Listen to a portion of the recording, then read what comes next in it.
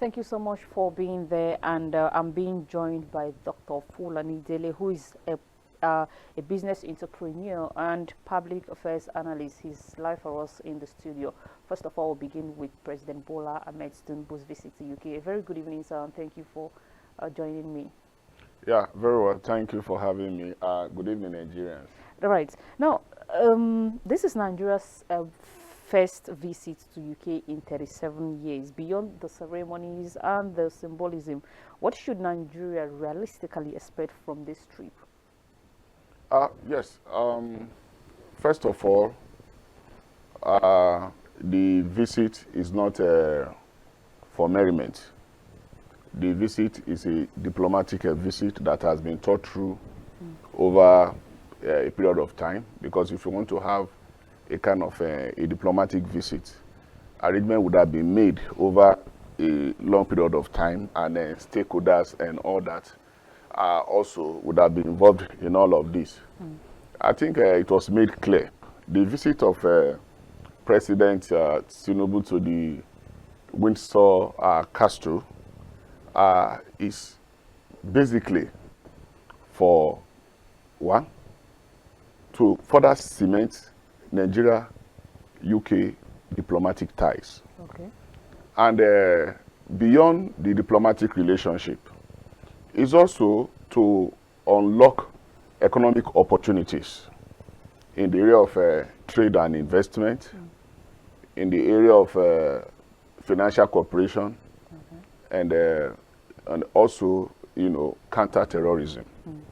So I think this is the takeaway from the, from the visit, so far, and it was made known. It was made known to the public through his media handlers, the objective, of the visit, and we hope in coming days to see how the visit pans out positively in the life of average Nigerians. All right. Thank you. Now we are hearing a 446 million euro port deal. Now, financing deal is reportedly on this table. I mean, this deal is being on this table. How significant is this deal for Nigeria's economy ambition, and what conditions should Nigerians be asking about before celebrating? Because it's looking very fantastic. 746 million euro is quite a lot, and that's going to mean a lot for Nigeria's economy. But before the celebration comes, what are the questions you think that we should ask before this celebration? Yes. As a scholar of international diplomacy and public governance, in the past, we've had our leaders visiting countries to broker maybe business deal, economic deals, and all that, in the name of trying to woo investors into the country. But one critical thing that I personally have studied in all of this is that when they go there, yes, they mention humongous amount. So XYZ company is coming to Nigeria to invest X millions of dollars, of investment and all that. And we go clapping, celebrating. But there is a fundamental question there. You see, most time, what they end up doing is having memorandum of understanding. And memorandum of understanding is never a committer. Memorandum of understanding is not binding. A memorandum of understanding is just to tell you to put it on the table. This is our just like a proposal from both ends. But what I expect now, in which I believe that the game has really changed, coupled with the high power delegation he has gone with, is agreement, a binding agreement. There is huge gap between memorandum of understanding and binding agreement.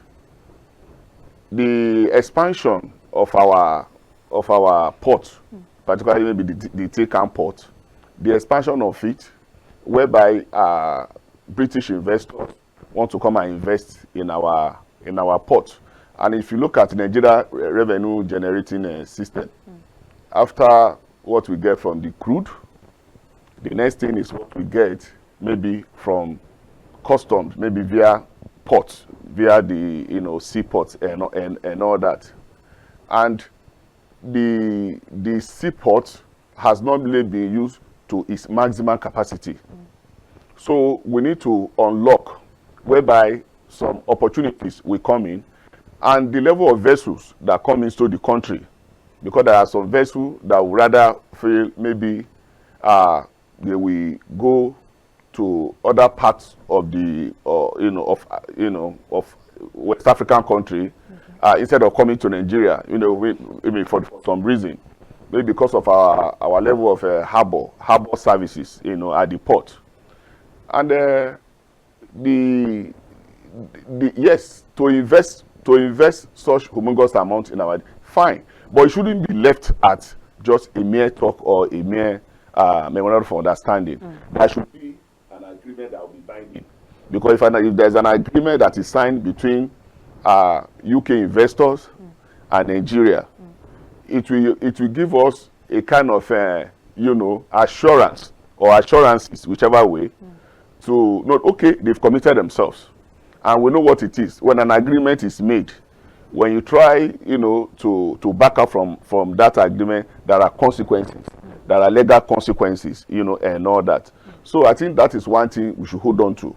Any promises made should be backed up with a binding agreement, not just we have a memorandum of understanding and all that. It ends at that understanding without any commitment. Okay, now I heard you mention wooing investors as part of this deal, right, for Nigeria. But then, talk to us from your expertise as a as an entrepreneur. How has it been under this administration? I mean, the survival of business. We've seen investors who have left Nigeria under this administration. The environment is holistic. Small businesses are closing down. Even the big ones are not finding it funny. So now, how realistic is wooing these investors? And let's even peradventure they made it coming to Nigeria. What's the fate of survival for them? Okay, I think that question is straight one, and I would like to break it down this way. You see, what we have, those that are going back are portfolio investors. What do I mean by portfolio investors? These are people that are not really bringing anything into the country. They come in disguise, using some Nigerians as decoy, whereby they will also try to take out of our common patrimony through back doors. So you're saying, if I get you correctly, that the environment hasn't really been hostile for businesses. The environment is not hostile for businesses, because the government has made radical efforts to ensure there are ease of businesses for people to come, and the government also have organized different fora, encouraging people, different opportunities for people to come and tap, to come and invest, in Nigeria. And I cannot see, maybe in the recent past, if there is any genuine investor that have left this country. Those leaving are portfolio investors that do not really have anything they are putting. You see, they come in the name of they are coming to invest.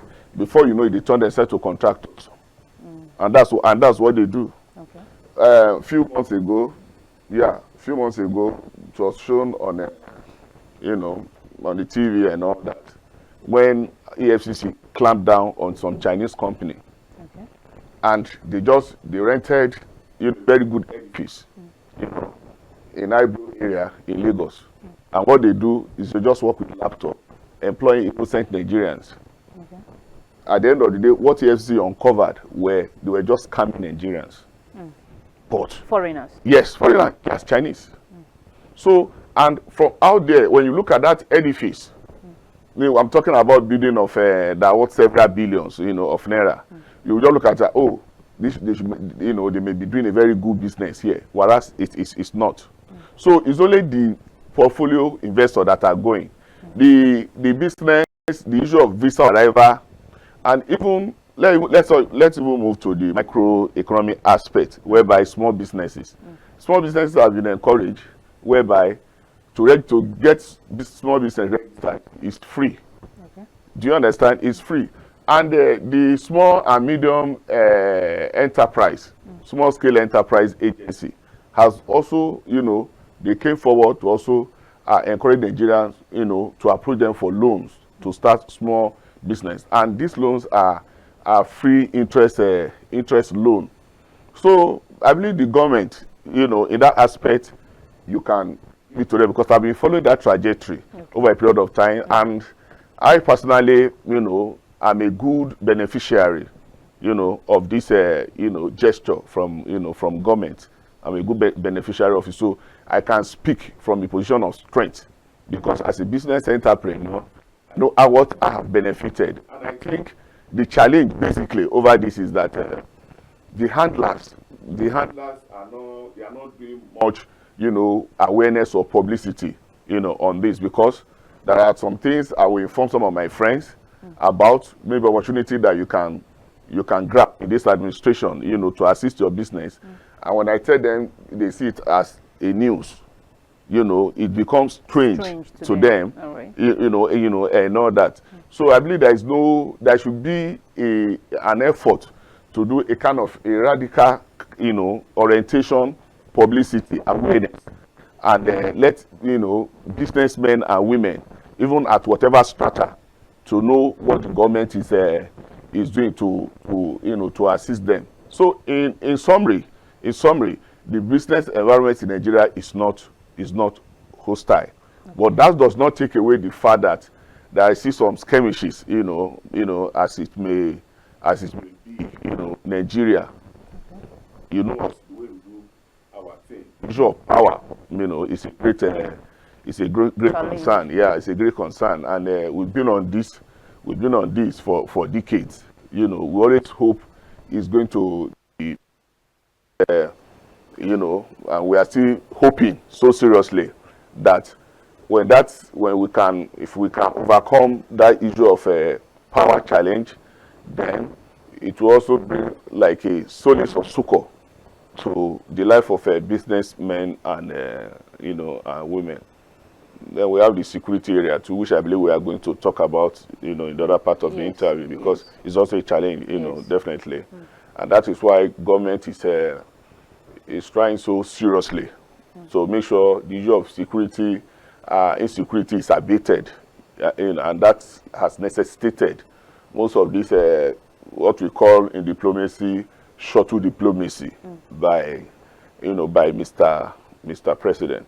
The president has, like Nigeria, we have an urgent need for domestic responsibility, and also international obligations. These two are not mutually exclusive. They go hand in hand. There's it. Thank you very much. All right. Now, UK-Nigeria trade grew by 8.1 billion euro last year. Given that context, are there conversations being had in London, that truly commensurate the size of this relationship?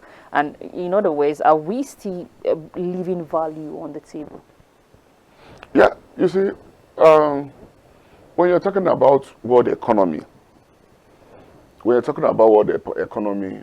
you're talking about world powers, before you mention about 3 countries of the world, you will mention UK. Okay. You will mention UK. Give it to them in whatever area you want to, whatever area you want to, judge them, or perspective that you want to use, be it security, economy, technology, and what have you, and what have you. You see, our going to UK, we've had a kind of a historic relationship. We shouldn't forget the fact that we're being colonized by these people, and at a point, Nigeria was one of the British colonies, and also we in a way, figuratively, in a way, we are still like a situation whereby a baby, no matter how old, still run to the father or the mother for advice, for counsel. Do you understand? And and all that. This visit, there are a lot of takeaway from the visit, particularly speaking economically now.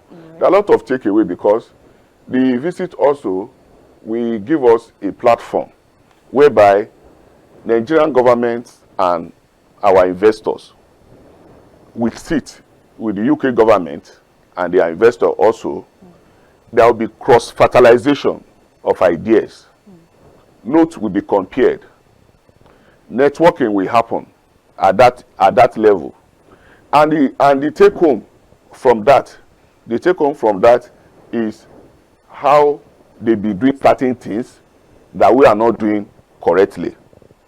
How we can expand our GDP. How Nigerian can be better for it, whereby the life of an average Nigerian will be better than what it was, yesteryears. So there are a lot of take home, and in the delegation you see the Minister for Trade and Investment is part of the delegation. The Minister for Finance, Miles, are part of the delegation. Governors and some private investors in Nigeria. So this is just like you've gone for a tutorial to learn what are these people doing differently that you want to replicate same, in your country. So that's it. The visit is a good one. It's a good visit, and I believe when they return back, with sincerity of purpose. In a few months to come, Nigeria should begin to see the significance or the benefits of that visit, particularly in our economic life. All right. Critics, including a human rights lawyer Omoyele Sowore, have argued that these foreign trips are not just foreign trips, but foreign excursion. In your own assessment, how would you assess what he has said, or does diplomatic visibility have its own strategic value? You see, people will look at things from different perspectives. You said critic like Omoyele Sowore. Yes, critics, yeah, as the name suggests, they always criticize things, and these are people that we see maybe the cup as half empty rather than half full. You see, diplomacy, no country in the world is self-sufficient. Okay. And no country lives or exists in isolation. You, as big as America is, at least you can say America is a self-sufficient country. But you still see Trump, the president, moving from one continent to the other, trying to broker, bilateral talks, relationship, and all that. Has visited Europe countless times. He has visited Europe countless times, even at a point somewhere around Scotland, but in the UK, where he created or established a golf course. Do you understand? For himself, and he spent almost like a week in the UK. What does that tell you? You cannot be a president of a country, then you'll be so contented with your country without even stretching hand or fellowship to other countries. There are a lot of benefits and significance when you go outside your shell and meet people. Diplomacy, this visit, you said, Sowore said that it's like what do you call it? Excursion, a foreign excursion. I do not agree with him that it's a foreign excursion. I do not agree with that. Because like in my opening speech, I said the visit wasn't for merriment. It's not that maybe the king is celebrating birthday or anniversary and the president is invited. No. It's for serious business. And it has also placed us, our leadership role in Africa. Because this visit is historic. Forget about the fact that after maybe 38 years or whatever, that a Nigerian president, this is the first time after 38 years. 37 years. After 37 years, whichever way. But I will also tell you that this is the first time a Nigerian president will visit a British monarch in Windsor Castle. In Windsor. Those that have gone visited Queen in Buckingham Palace. But this is Windsor. And right from when they were disembarking from the aircraft, you could see the royal guard. And today, when he was received, when the king received him, Camilla was in that team. Williams and the wife were also there, which is the heir, were also there too.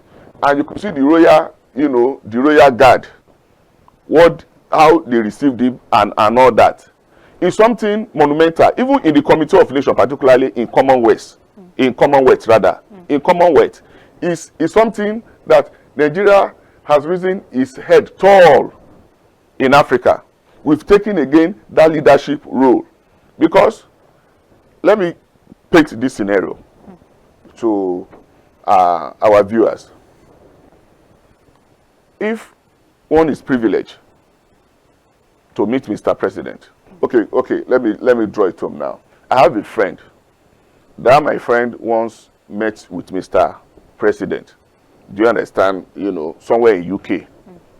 Then president was not even the president then. Okay. So they had picture together. And that's the picture he's using, his DP to tomorrow.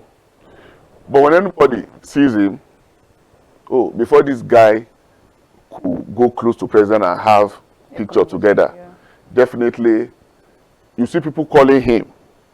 And the way they see him very, very differently. Like, it's president's guy. We have to be very careful.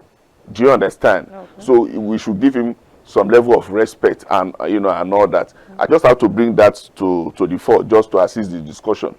Here, no matter how naysayers, people that believe nothing good can come out of this country, no matter how they have run this country down, that singular fact that president went to the UK for 2 or 3 days visit, do you understand?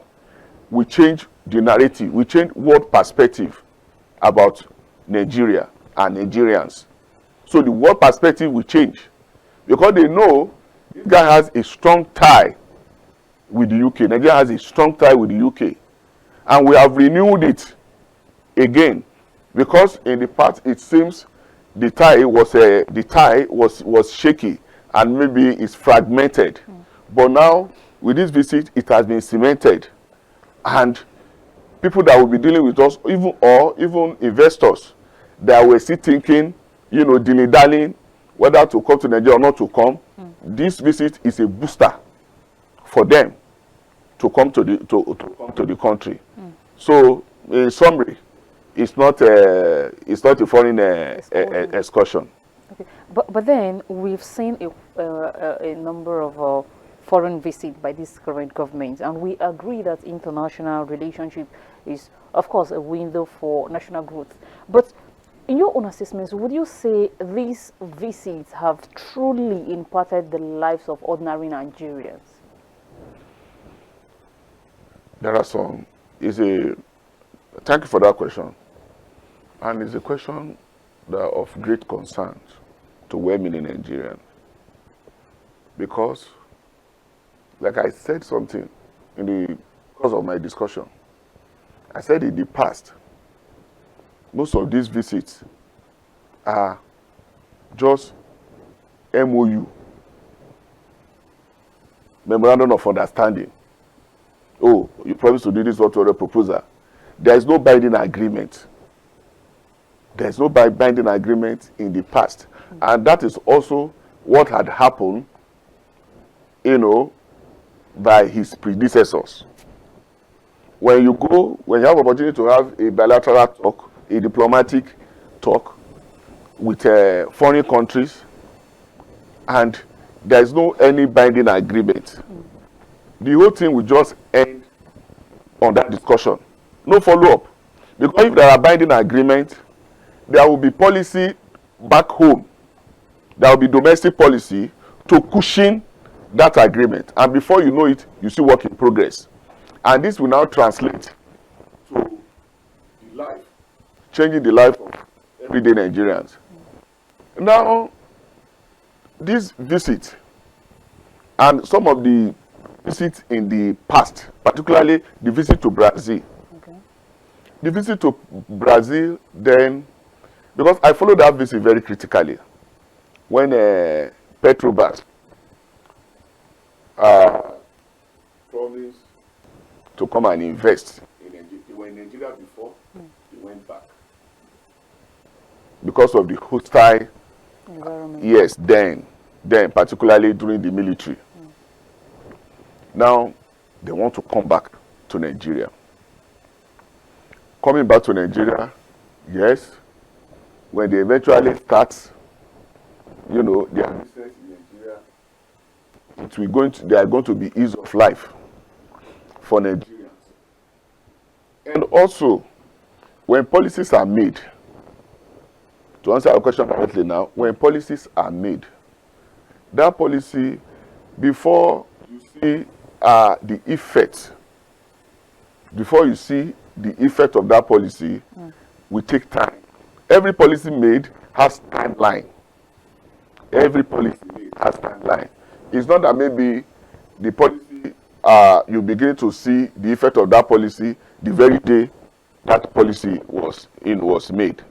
But to every policy, when it's fully implemented, when it's implemented, when it's implemented with sincerity of purpose, in no time you start seeing, the positive effect in the life of Nigerians. Then don't run away from the fact also that this is a triple effect, or a ripple effect, or event that have snowballed over time in Nigeria. We always look at it as if a preceding government is better than the present. Even right from independence.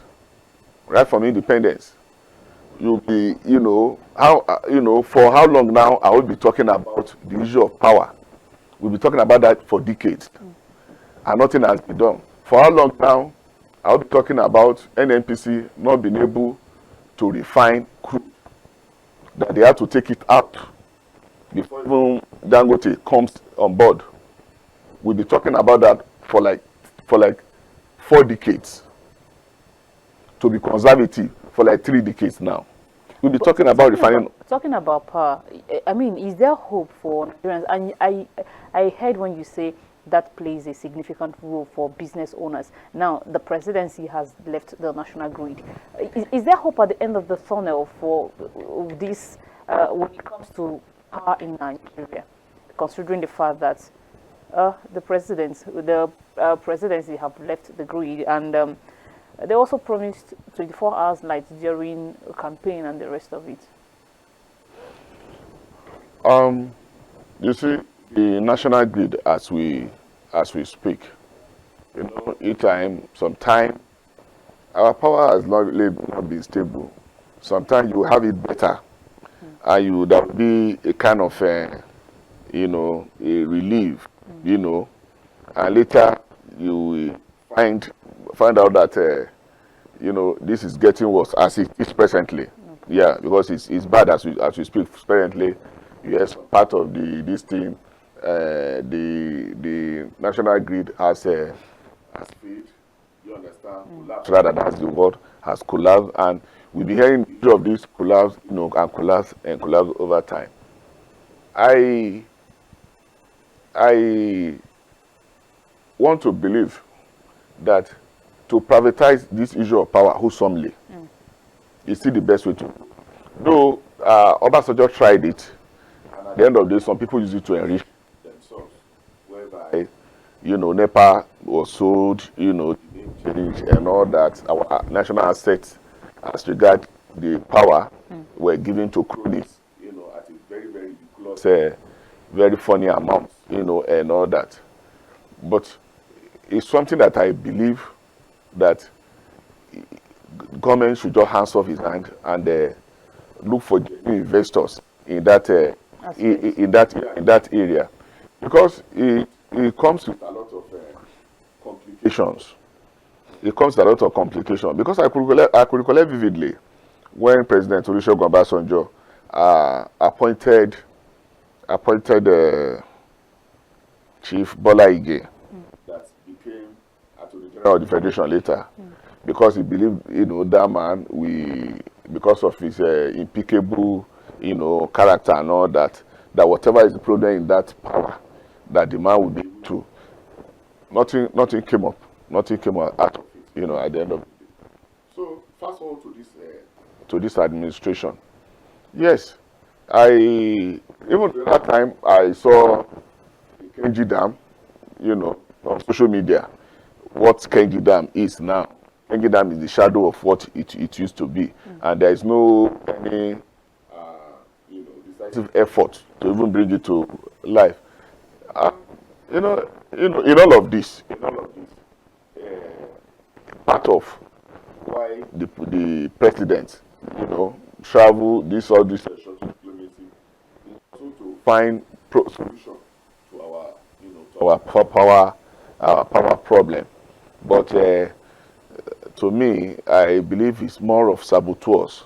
Yeah, it's more of handwork of economic saboteurs that are very powerful, and I don't know, that's just my own thinking, that are very, very, they are like scourge. Do you understand? That are really affecting the power sector. All right. Now, this visit of President Bola Ahmed Tinubu to the UK is happening just as after Maiduguri was bombed. Should Nigerian number one priority be security crisis at home, or because some people have come on to argue that a very sad incident just happened, it would have been fair enough if the president had postponed its travel plans. What do you make out of this? I strongly sympathize with the people of with the good people and the government of Borno State over the unfortunate incident. And it's an incident about 103. It was reported that 103 died, and sorry, 23. 23. Okay. 25. Is it 25? Yes, okay, 25. I read 23. Okay. They are still within the same distance. So 25 died, and about 108, are injured. And it was a well-planned attack, because it happened about the same time.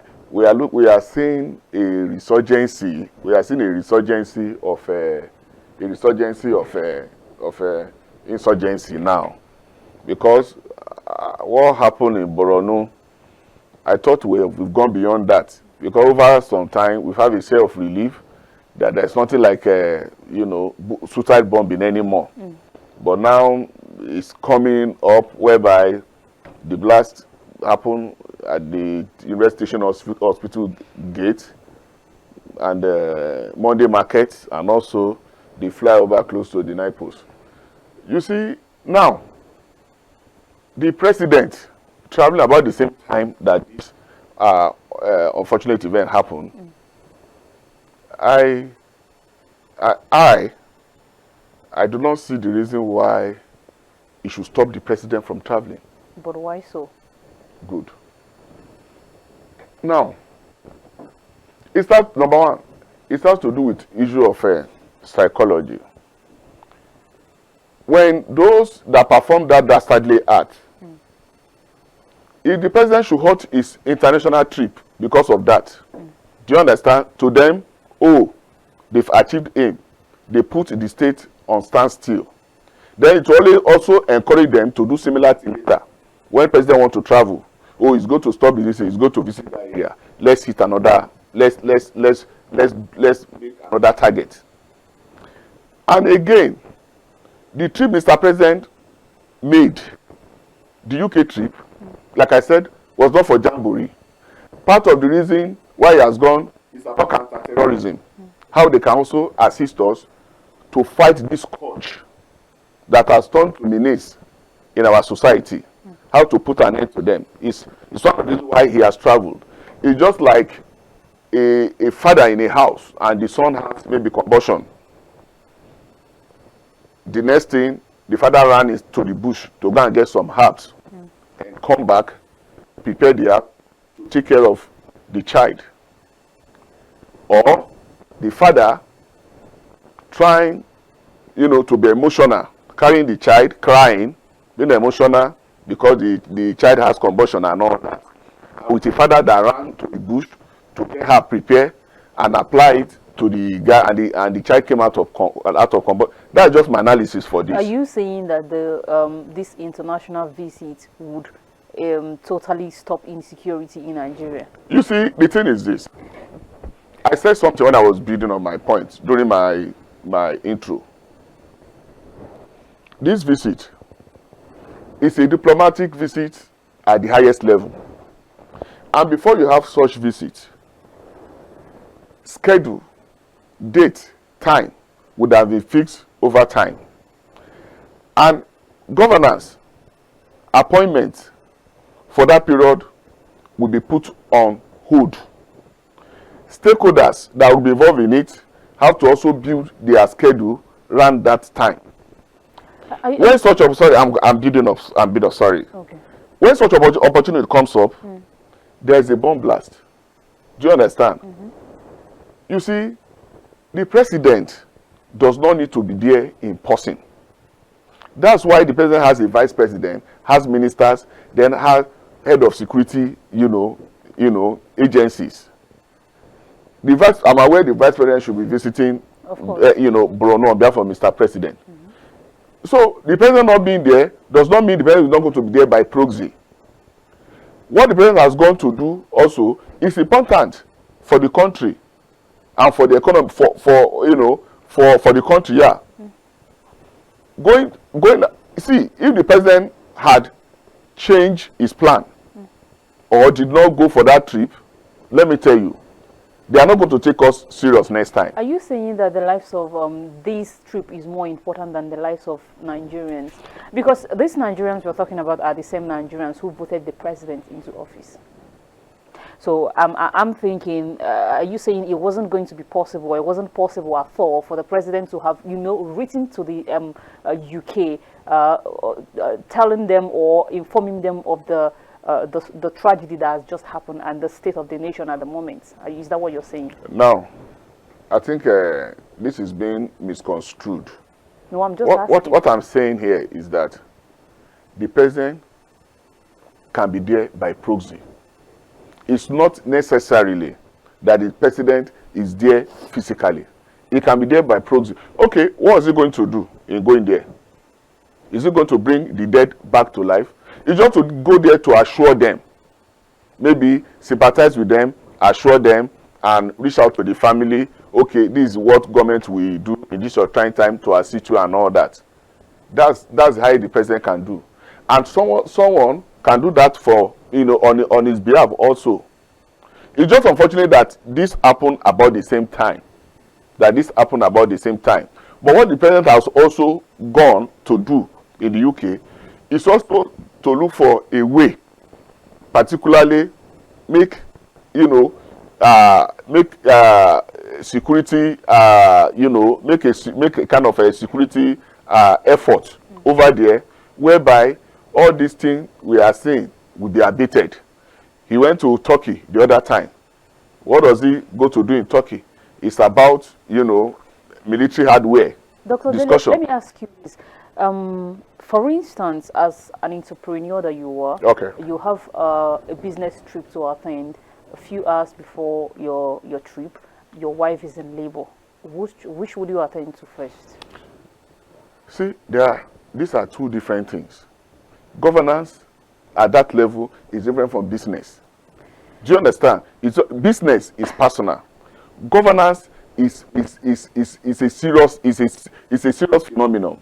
You can't use to compare your business. I think of course, your business can comes stay. first, But still. but let me tell you, I told you when I said Nigeria, the country that Tinubu governs now, needs urgent domestic responsibility and international, do you understand?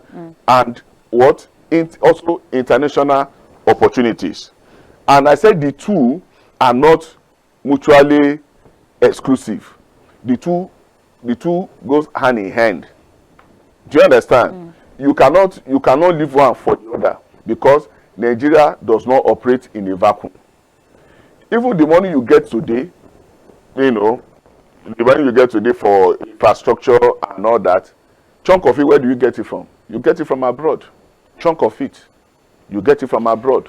And you may need to safeguard, this very seriously. Then the story of the whole thing is that what happened in Borno, very unfortunate. Do you understand? But it will be so bad if the president do not send delegation to that Borno. It's not necessarily okay, God forbid, Borno happened today. There may be another one happen in the southeast, another one in the northwest, that one is northeast, another one happen in the northwest, and like that. So when you visit this place, you visit that place today. Then when are we going to have time for governance? Well, let's move to the Borno attack. 3 bombs, 3 different locations. Now, Maiduguri is the northeast headquarters of our Nigerian military. How do suicide bombers penetrate this city, and what does this tell us about the state of counter-terrorism intelligence? I watched a movie sometimes ago. Okay. I watched a movie sometimes ago, and that movie, the head of a particular unit in the security, in the military, the daughter was kidnapped from school by terrorists, and the condition they gave him when he eventually reached out to them, that they were going to kill the child, and if he didn't do XYZ. And the XYZ, one of the XYZs was to give them access code to penetrate a particular facility formation, because they want to move away some of their weapon. But because he needs to rescue his daughter, do you understand? He has to, tag along with them and all that. And these people did that thing, so, they did it so seamlessly with his effort. Though the long after, do you understand, they were able to, there was a clampdown on them. What I'm trying to say here is that I see a situation whereby there are, saboteurs.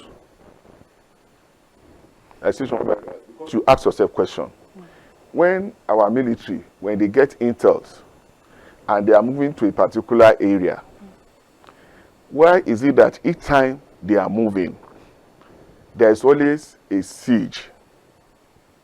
There's always a siege by the terrorists, whereby it's either they run into the terrorists and the terrorists will just encompass them and finish them.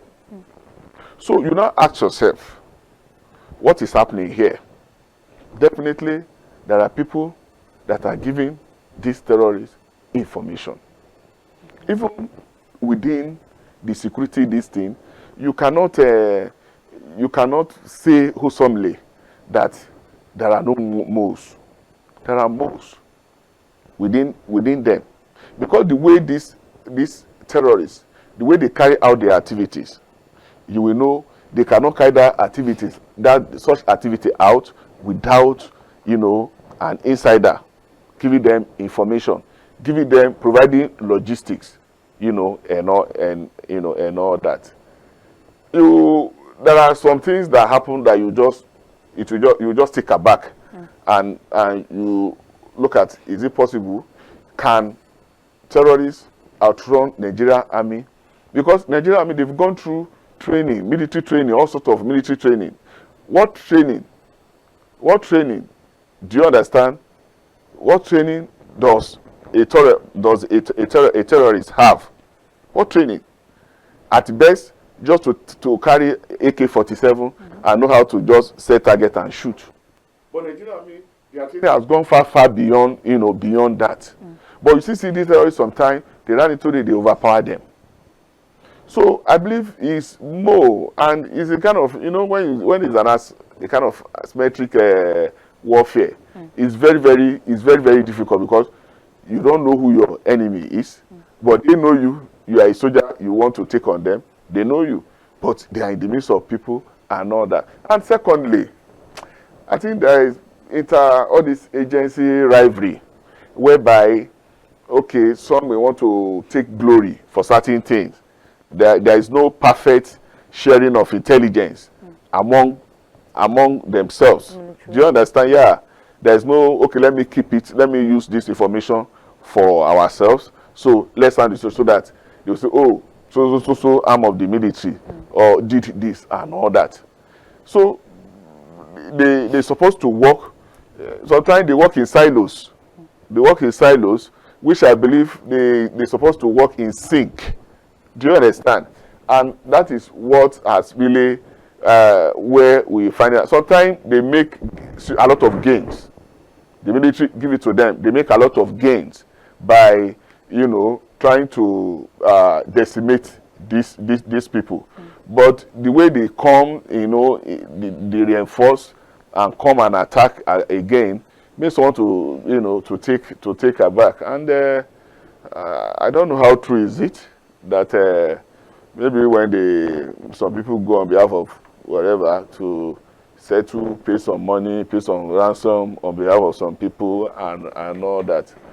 I believe that should not be the case, because if ransom are paid, they look at it as a very juicy venture, and we should also, encourage them to do more, and also give them money to buy more sophisticated, Now, sorry to cut you. For the sake of time, the president have called this the terrorist final act, but security analysts are calling it a show of strength. From your own assessment, who is closer to the truth? Yes, when it's a show of strength on the part of the terrorists or the part of the military? No, of the terrorists. Yes, because it's been 15 whole years of fighting. You see, when you are helpless. I'm talking about the terrorists now. This issue of suicide bombing, when they resolve it to suicide bombing, do you understand? It shows out of cowardice when they resolve into suicide bombing, because it shows that maybe they could not penetrate, whereby they can penetrate a particular location and start displaying, what they do, shooting sporadically and all that. So it was difficult for them to to penetrate. Was why they resolved in that issue of suicide bombing. I believe Nigerian military has made a lot of gains. Yes, they've made a lot of gains in this area, and it's our responsibility also as Nigerians not to always condemn our military, not to always condemn them. We should always try to encourage them, and also when you have information at your disposal, you make it you also make it available. All right. Thank you so much, Dr. Dele, for your time. This is where we'll have to draw the conversation because our time is up. And we are making history in the world stage. Matters like insecurity, and at home, there are still some tragedies. Both demand attention. Now, it's not just about making history in the global space. While we are making history in the global space, we should also know that we have issues to deal with at home, because the test for any government is not just whether it makes headline in London, it is whether it makes the life easier and safer for the people who have voted them into office. This is where I have to draw the conversation. Thank you so much again for being on the show tonight. We really do appreciate. And in that regard, I would say I'll see you again on Friday. But before we go, remember that security is everybody's business. Just like my guest rightly say, when you see something, please say something. Do have yourself a beautiful holiday. And to our Muslim brothers, we wish you a happy celebration in advance. See you again on Friday. My name is Chinaza Asego. Bye for now.